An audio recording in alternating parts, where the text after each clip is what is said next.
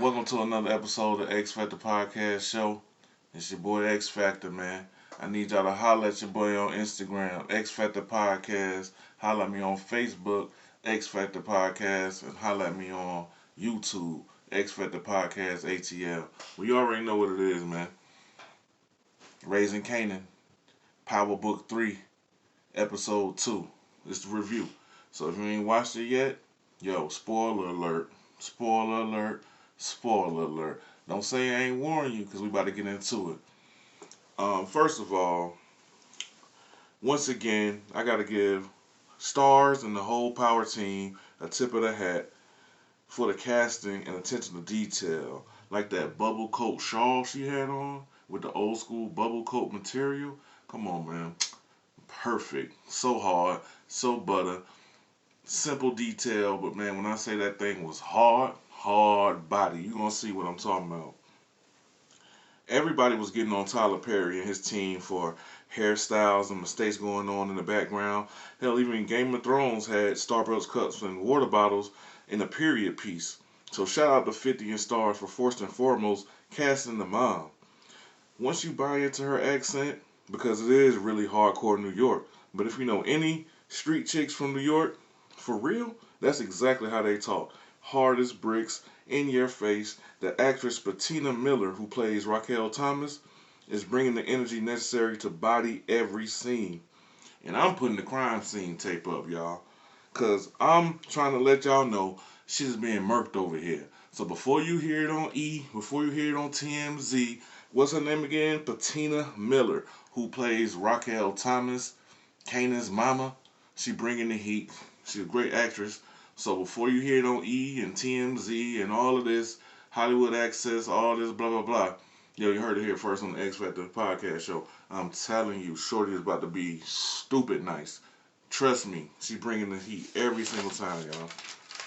So this episode titled "Reaping and Sowing" starts off with Kanan acting super nonchalant about going back to school after him and his man D Wiz done shot and killed Buck 20.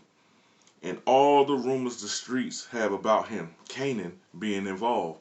My first reaction to him being so dismissive, you know what I'm saying, was that they had him acting too cool about it to be a kid in high school.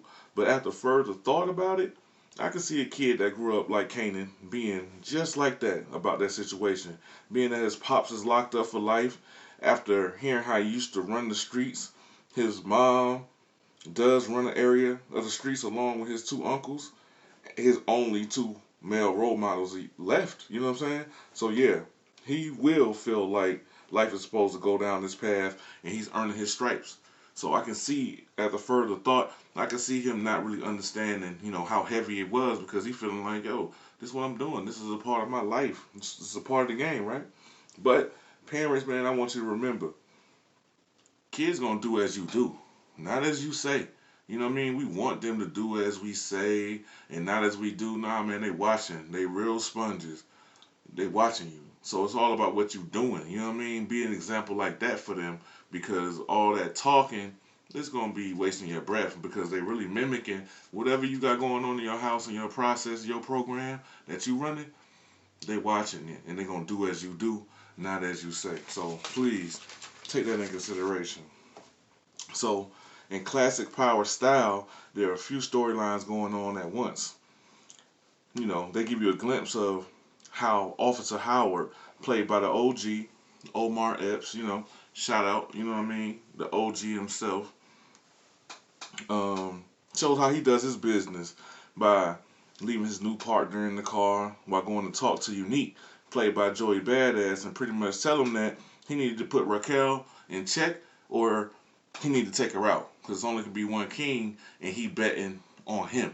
So he already showing how he do his business. I'm sure they're setting up some layers for that to come back up later on in the season. So meanwhile, Kanan's mom, with help from a reluctant Uncle Lulu, played by Malcolm M. Mays, plots on Kanan's homeboy D Wiz. So the streets can get the body they're looking for. Another reason I love Power is because they don't try to be politically correct. What other show is going to show grown people plotting on a teenager to take him out because he's too close to the street game. Like, real talk. Anybody can truly get it. And they took D Wiz out to save their own. Savage? Yes. But also understandable in that business. So this ain't no Disney movie where certain stuff don't happen and all this. Yo, it's real talk, it's power. I know it's wrong for grown people to be plotting on teenagers and kids, but real talk. If you see the news and you see what's going on, anybody literally can get it in them situations. So I just appreciate Power for keeping it funky so everybody else can see what's really going on in the street. So the next storyline that featured was Jukebox, played by Haley Kilgore, who I must give some flowers to also because she is killing her role. Killing it, like, please believe. Which must be how she even got the part because she's definitely looks older than a high schooler. Just being real. But with her wardrobe and her acting skills, she definitely pulls it off. Speaking of wardrobe, I love the scene of them selling polos on the street. Because everybody know New York got the best knockoffs, you know what I'm saying, in the game, in the world. And it's a good chance that some of them could actually even be real. You know what I'm saying? Real talk, just from the boosting that going on and everything else, right? So I love when the guy asked if it was bootleg or not, and they said they were low life. That's an ode to the crew out of New York in the early '90s and in the '90s and the early 2000s that had everything Polo ever made because they used to have some super boosters on deck or they just rob the store itself. Trust me, if you know, you know. So, but enough of all that. The part I really want to talk about is You Give Me Good Love. Man, listen. The way they had Jukebox singing that song throughout the last few scenes, let me tell you something, bro. Classic. Classic. Classic. Classic. Was some of the dopest TV moments I ever seen. Talk about a perfect song for those scenes. The emotion in her voice was chilling in all the best ways. When I tell you that song has been stuck in my head for 2 days, I kid you not. Baby, You Give Me Good Love is my shit right now. Just know that. Know that. I promise you. If you haven't watched it, do yourself a favor and watch it. And that song will hit you different, like you're hearing it for the first time. Speaking of which, shout out to Whitney Houston. R.I.P. Queen. We miss you. We love you. Shout out. But once again, in conclusion, Jukebox killed that song. She was singing about that little white girl. Come on. Let's be honest. We definitely know that's what she was singing to. Let's just be honest. But speaking of a white girl, her pops, Marvin, played by London Brown, was throwing a party at the club while steady throwing pressure at Tony, played by Anna Lynn McCord. The scene ended with him getting arrested for fighting and taking up for her. So in the episodes to come, you know it's gonna be a combination of that. You know that particular combination, the white girl and Uncle Marvin. You know it's gonna be share some funny moments and it's gonna have his whole share of his own drama. So I don't know what exactly he was trying to do with that. He's trying to get in good with her, smooth it over, and at the same time get him some. That's what really was happening with that. So, and then the other parts with Kanan, he's still trying to get with Buck 20 girl because he's been liking the girl since second, third grade. But he ain't realizing that reputation, that street name, you know what I'm saying, gonna precede him, and he can't just smooth it over as they show in the episodes coming up.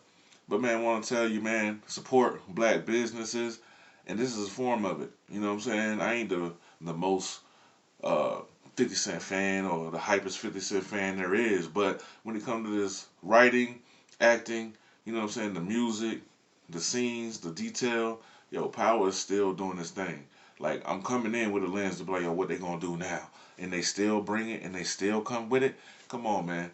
Shout out to 50 for that. And he's supposed to be having BMF story coming, whole bunch of other stories coming, so I can see where he's going with it. Yo, Power Book 3, Raising Canaan Review. I'm telling you, bro, they on to something. They on to something. They trying to, if you from that era, you know the music, you know what's going on, bro. They breaking it down. They keeping it real. They building up scenarios. They building up the characters so you can really know them. Man, this shit getting good, man. It's getting good. It's definitely something to look at in the summer. No basketball going on, baseball, but come on, it's baseball. Trust me. 50, everybody in the power universe, as they call it, they setting up some stuff. And then you almost forget Kanan, Ghost, and Tommy, they grew up together at some point. So at some point, he got to move to their neighborhood. You know they're going to put that in there next. I can't wait for that. It's your boy X Factor. Once again, please follow me on YouTube, X Factor Podcast, ATL, on Facebook, X Factor Podcast, on Instagram, X Factor Podcast. Holla at your boy, and we out.